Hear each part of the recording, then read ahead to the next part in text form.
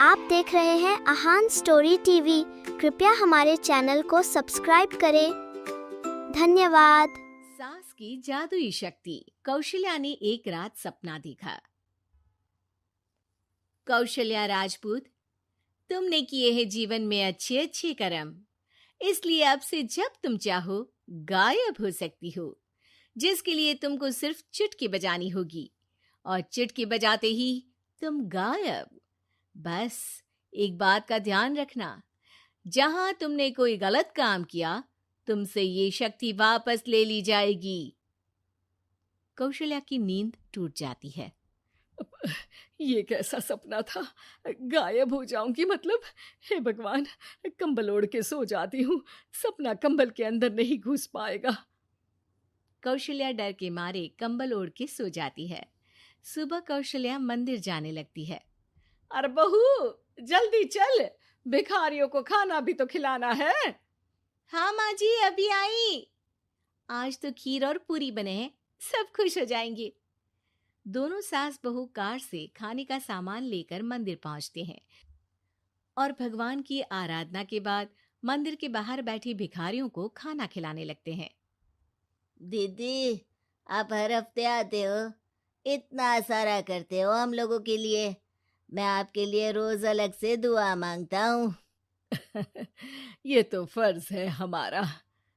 दीदी, थोड़ी पैसों की मदद हो जाती तो अच्छा होता।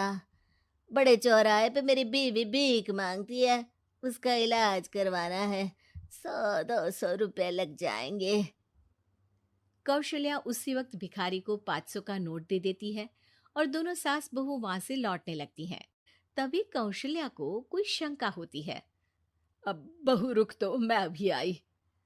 कौशल्या वापस वहीं जाती है तो देखती है कि भिखारी वहां है ही नहीं। कौशल्या को रात का सपना याद आता है। वो चुटकी बजा के गायब हो जाती है और सीधे भिखारी के पास पहुंचती है, पर भिखारी को वो दिखाई नहीं देती। कौशल्या देखती है कि भिखारी उन पैसों से शराब खरीद रहा है और कौशल्या उसे वहीं एक चाटा मारती है। अरे कौन है बे? एक और चाटा पड़ता है। अरे कौन है? कौन है? हिम्मत है तो सामने आओ।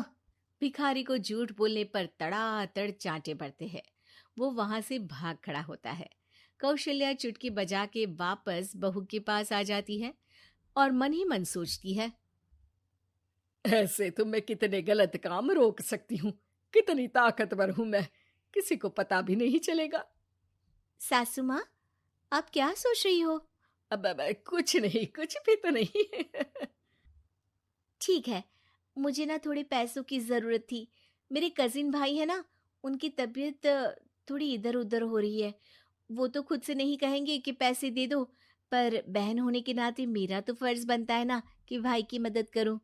अरे हाँ हाँ, ले जाना पैसे। पैसे इसीलिए तो कमाते हैं कि जरूरत में काम आ सके। घर पहुंच के कौशल्या अपनी बहू को 10,000 रुपए दे देती है। कब जाएगी तू मायके? कल शाम की ट्रेन है। दोनों काम में लग जाती हैं। तभी काम वाली दीदी वहां आती है। आज ना मैं आप लोगों के लिए पनीर बनाऊंगी। ठीक है, मंगवा लेती हूँ पनीर। पड़ोस की दुकान वाला पनीर दे जाता है और काम वाली बाई पनीर से रेसिपी बनाने लगती है। आज अपनी सुपर पावर काम वाली बाई पे ट्राई करती हूँ, देखूं तो सही किचन में करती क्या है ये।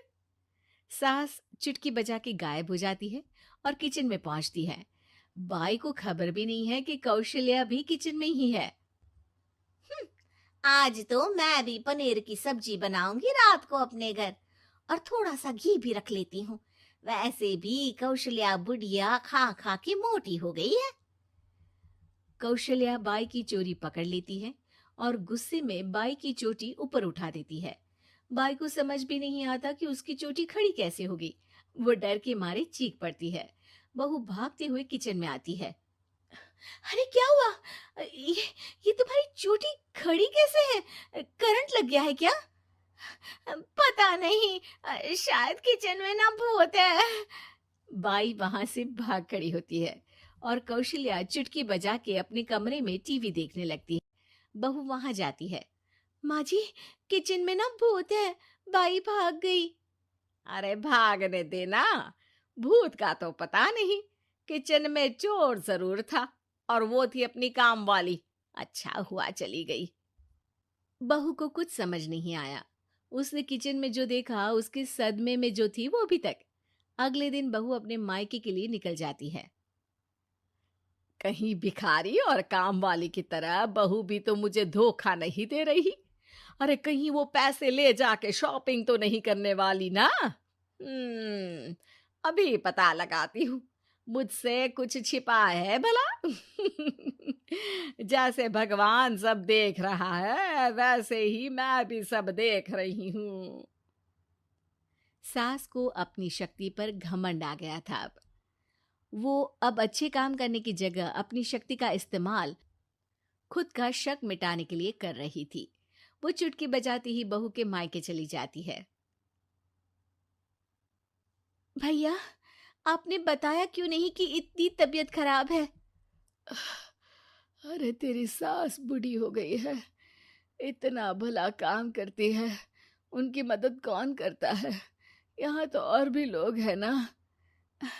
भैया, मेरे पास कुछ पैसे हैं, आप दूसरे डॉक्टर को दिखा दीजिए ना। अरे मुझे लगता है कि मेरा टाइम आ गया है, मुझे जाना होगा। कमरे में भाई की आत्मा को लेने यमदूत आ चुके थे। कौशल्या भले ही किसी को नहीं दिख रही थी, पर यमदूत ने उसे देख लिया। यही आत्मा है शायद, परछाई दिख रही है, पहले ही तैयार खड़ी है। अरे आप कौन हो? यमराज का नाम सुना है? हैं? आप यमराज हो क्या? नहीं, हम उनके यहाँ जॉब करते हैं, आत्मा उठा के ले जाते हैं डिलीवरी वाले। चलो अब तुम्हारा टाइम पूरा हो गया। अरे आप शायद ना वो बिस्तर पर पड़े आदमी की आत्मा को लेने आए हो।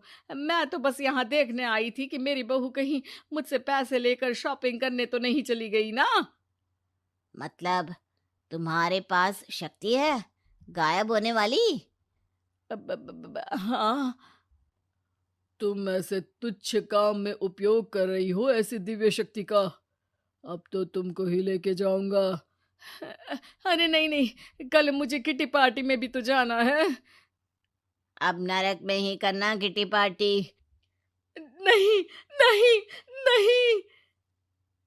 3 बार नहीं क्यों बोल रही हो? टीवी सीरियल चल रहा है क्या एकता कपूर का? अरे प्लीज मुझे जाने दो। आप तो उस बीमार आदमी की आत्मा को लेने आए थे ना। गलत डिलीवरी करोगे तो यमराज डांटेगा ना। बात तो सही कर रही हो, पर हमको उस पे दया आ गई। अभी उसकी उम्र ही क्या है, पर कुछ तो लेके जाना पड़ेगा ना। एक काम करो, अपनी शक्ति दे दो, गायब होने वाली। हैं? अरे क्यों? तुम पृथ्वी लोक का भ्रष्टाचार रोक सकती थी, चोरी रोक सकती थी, अरे कोरोना रोक सकती थी, पर तुमने अपनी बहू की जासूसी करना शुरू कर दिया।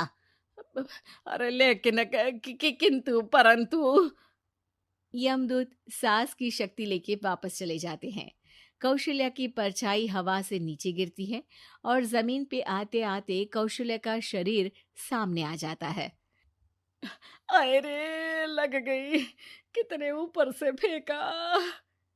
माँ जी, आप यहाँ ऊपर से कैसे गिरी?